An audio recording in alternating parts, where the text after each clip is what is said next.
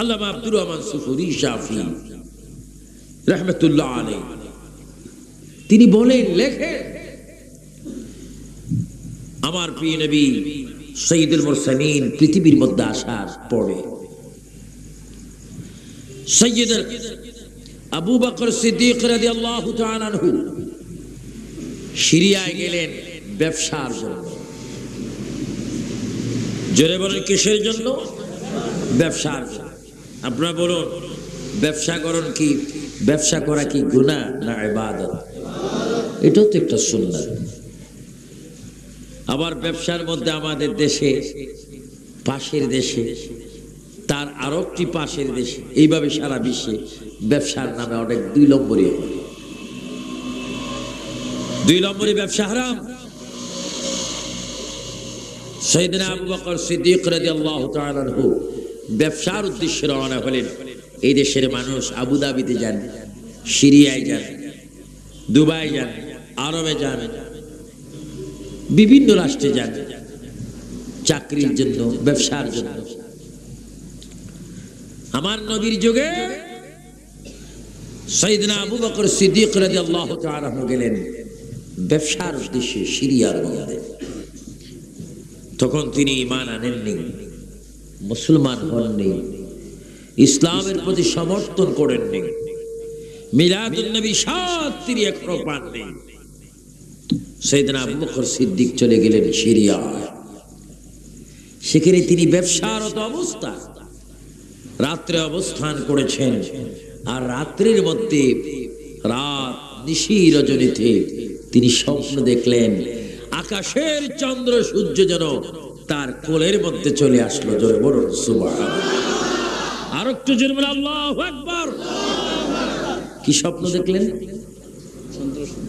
চন্দ্র এবং সূর্য তার কোলে চলে আসে।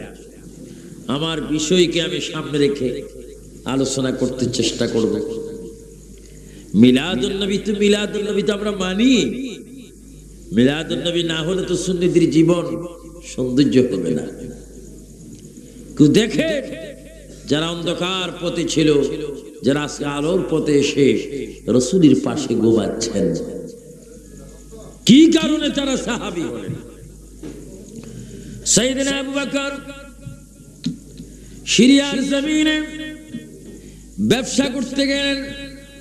আর সেখানে তিনি রাত্রে যখন ঘুমাইলেন, ঘুমের ঘরে তিনি স্বপ্ন দেখতে পেলেন আকাশের চন্দ্র এবং সূর্য যেন তার কোলে আসলো। কোলে আসার পরে সে চন্দ্র সূর্যকে জড়াই ধরলো। এইভাবে ঝড়াই ধরে তার চাদর দিয়ে সে ঢাকনি দিয়ে রাখলো। চন্দ্র এবং সূর্যের গায়ে সে চুমা খেলো। সকাল যখন হলো, ঘুম ভেঙে গেল। এক জ্যোতিষ পাদ্রী, তাওরীত, জবুর, ইনজিল কিতাব যার জানা ছিল, তার কাছে সাইয়েদনা আবু বকর গেলেন। সাইয়েদনা আবু বকর সিদ্দিক স্বপ্নের তাবির জানতে চাইলেন। স্বপ্নের তাবির যখন পাদ্রীর নিকটে তিনি বললেন, পাদ্রী অবাক হয়ে সাইয়েদনা আবু বকরের চেহারার দিকে তাকিয়ে আছেন। পাদ্রী দাঁড়িয়ে আবু বকরের কুফান একটি চুমা খেয়ে পাদ্রী বলে, এ আল্লাহর বান্দা, আপনি বলুন তো দেখি আপনার নাম কি? আমার নাম আবু বকর। আপনার বাড়ি কোথায়? মক্কা শরীফ, আরব। আবু বকর, আপনার নসিব ভালো, আপনার তকদির ভালো। তাওরীত, জবুর, ইনজিল কিতাবে আমি আপনার নামটি মুখস্থ করেছি। যে সিরিয়ার জমিনে চন্দ্র সূর্য স্বপ্ন দেখবে, সে আখিরি জমানার নবীর প্রথম খলিফা হবে। আরো জোরে বলেন সুবহানাল্লাহ। আল্লাহু আকবার বলেন। আল্লাহ। আবু বকর, আপনার নসিব ভালো, আপনার তকদির ভালো, আপনি আখিরি নবীর খলিফা হবেন। তিনি মুস্কি হাসি দিলেন, সুবহানাল্লাহ। আপনি আখিরি নবীর গোলাম হবেন। আর আমাদের দেশে বুখারী, মুসলিম শরীফ পড়ে এগুলো বেয়াদব হয়ে যায়।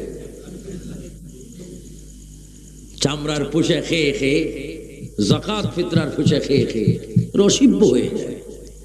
কোরআন হাদিস পড়ে যখনই তাদের সামনে কোনো প্রস্তাব আসবে, আল্লাহ যদি আমাদেরকে নবীর গোলাম বানাতো, আর সেই সম্প্রদায় চিৎকার দিয়ে বলে এগুলা শিরিক বেদাত। আবু বকর সিদ্দিকের পছরা মতো হবে না তোমরা। এলেমের ফখর দেখাচ্ছে, তাও মাদ্রাসা ছোট ছোট মাদ্রাসা না, এগুলা সব বড় বড় মাদ্রাসা। মাদ্রাসা বড়, হুজুর বড়, হ্যাঁ সব কি বড়, বেয়াদবিও সব বড়। মাদ্রাসার বড় সভা, বড় হুজুর আসবে বড় বেয়াদবি করতে।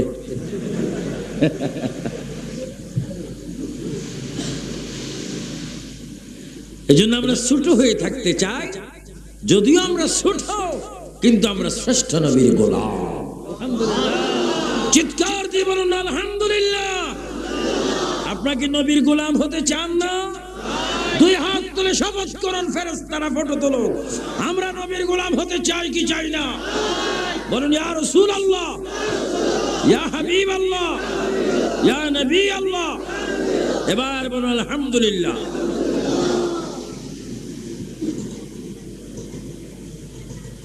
আমরা ছোট কিন্তু আমরা গোলাম শ্রেষ্ঠ রাসূলের।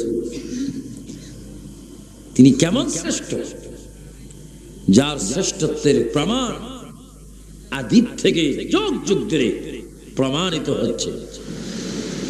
তিনি হচ্ছেন আমাদের নবী মুহাম্মদুর রাসূলুল্লাহ। সাইয়েদনা আবু বকর ওই পাদ্রীকে বলল, জানাব আপনার কথা শুনে, স্বপ্নের তাবির শুনে আমি খুব আনন্দিত, খুব গর্বিত। তিনি কি করলেন? ওই সিরিয়ার জমিন থেকে মক্কা শরীফ আগমন করে বিশ্বনবী মুহাম্মদ রাসূলুল্লাহর দরবারে আসার জন্য তিনি প্রস্তাব করলেন, প্রস্তাব দিলেন। আল্লাহর নবী বলে, আবু বকর প্রস্তাব কেন দিচ্ছ? আমি তো তোমার জন্য অপেক্ষা রয়েছি, তুমি কখন কলমা পড়ে ইসলাম ধর্ম গ্রহণ করবে? জোরে বলুন সুবহানাল্লাহ। সেদিন আবু বকর আসলেন, কত সুন্দর মানুষ, কত সুন্দর জীবন, কত ফ্রেশ মানুষ, যার মনের মধ্যে তিল পরিমাণ, রক্ত পরিমাণ কোনো হিংসা নেই। এত সহি মানুষ, যার কারণে তিনি আমার রাসূলের সাথে ঘুমাচ্ছেন। সুবহানাল্লাহ। তিনি রাসূলের পাশে না দূরে? আরো জোরে, তিনি রাসূলের পাশে না দূরে? কত পাশে? যতবার নবীকে হাজিরা সালাম দেয়, ততবার আবু বকর হযরত ওমরকে সালাম দেওয়া হচ্ছে। এত নসিব বাড়ো।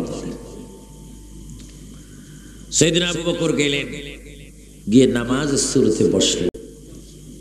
নবীজির দিকে তাকাচ্ছেন, নবী ওনার দিকে তাকাচ্ছেন, একে অপর দিকে চাচ্ছেন, একে অপর দিকে তাকিয়ে তাকিয়ে মুস্কি হাসতেছেন।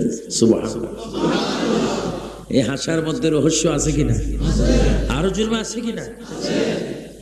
আল্লাহর নবী সাইয়েদনা আবু বকরকে বললেন, আবু বকর তুমি আসাতে আমি অনেক খুশি, তুমি কলমা পড়ো, কলমা পড়ে একটু মুসলমান হয়ে যাও। সাইয়েদনা আবু বকর বলেন, হুজুর কলমা শরীফ পড়ার আগে একটু যদি কথার অনুমতি আপনার থেকে আমি পাই,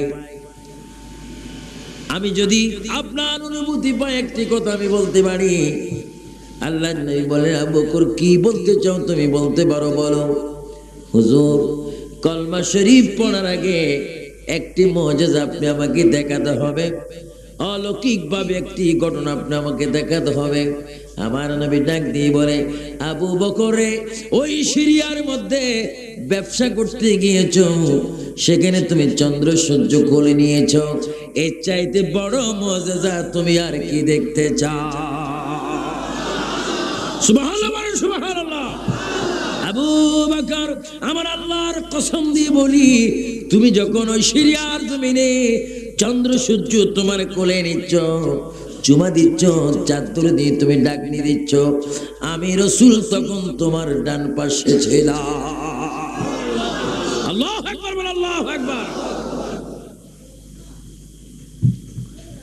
আবু বকর আর বিলম্ব না করে তিনি এবার পড়ে দিলেন আশহাদু আল্লা ইলাহা ইল্লাল্লাহ ওয়া আশহাদু আন্না মুহাম্মাদান আবদুহু ওয়া রাসূল।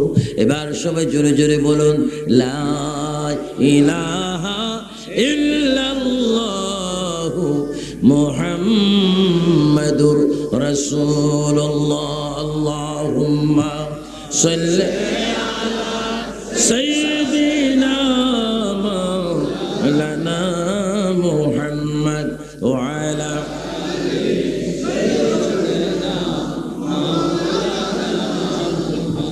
এটা জোরে জোরে দূরে শুনে পড়েন আল্লাহুম্মা। তুমি বসো, এনে দিবে মাওলানা মুহাম্মদ।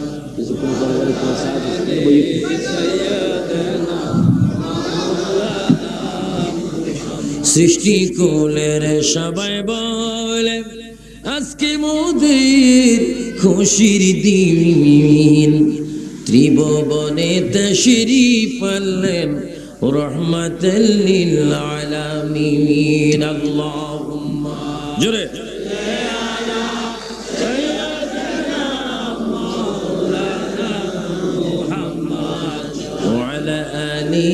সাইয়্যিদিনা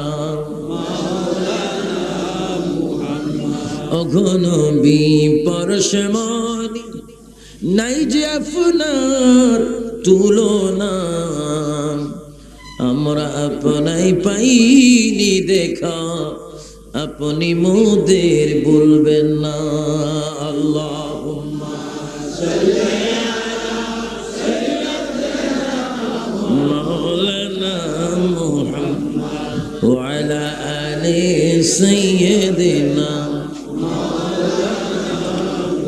আবু বকর ডাক দিয়ে বলে আয়া ইয়া রাসূলুল্লাহ ইয়া হাবিবাল্লাহ, কলমা শরীফ পড়েছি, মুসলমান হয়ে গেলাম হুজুর।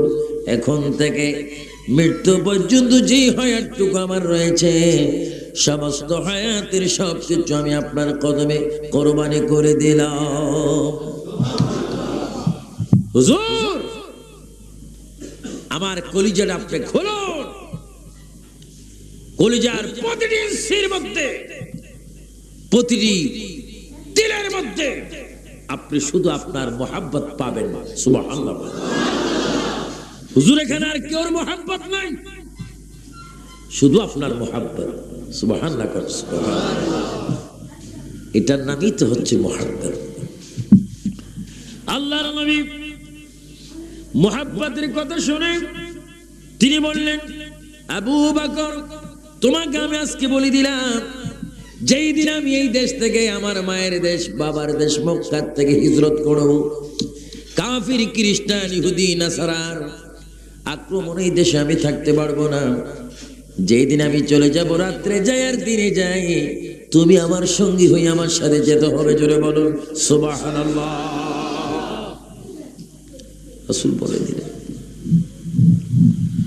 সাইয়েদনা আবু বকর যেদিন আমি যাই সেই দিন তুমি আমার সাথে যেতে হবে। তিনি কোন আবু বকর? উম্মুল মুমিনিন মা আয়েশা সিদ্দিকা রাদিয়াল্লাহু তাআলা আনহা, আমার নবীজির সামনে তিনি বসে আছেন। আল্লাহর নবী দু জাহানের বাদশা নবী মাগরিবের পরে আসার আগে রাসূলের দরবারে মা আয়েশা সিদ্দিকা বসে আছেন।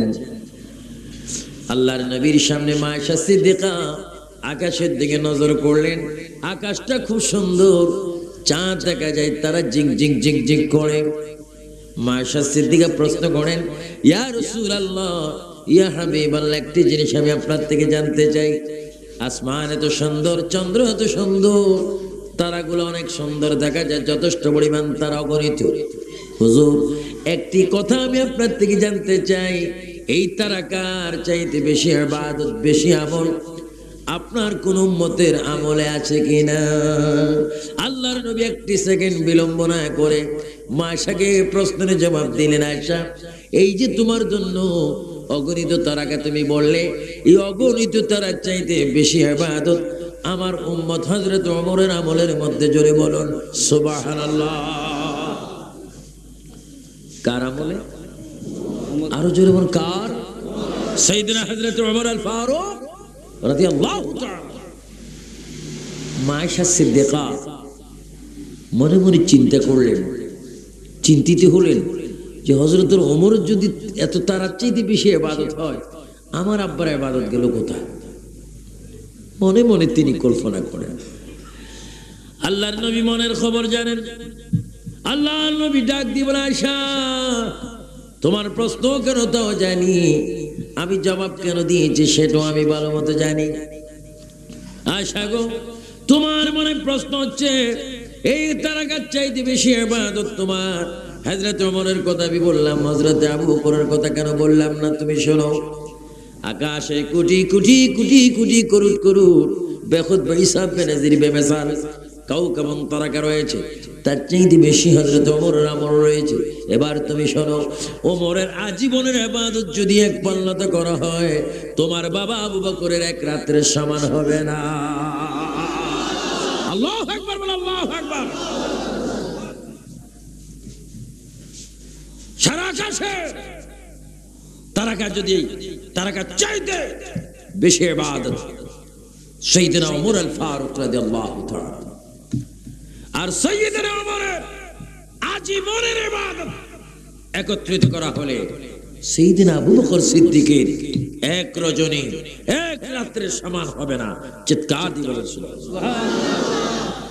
সাইয়েদনা আবু বকর সিদ্দিক রাদিয়াল্লাহু তাআলার দাম কম না বেশি? বেশি। আরো জোরসে বলুন, কম না বেশি? বেশি।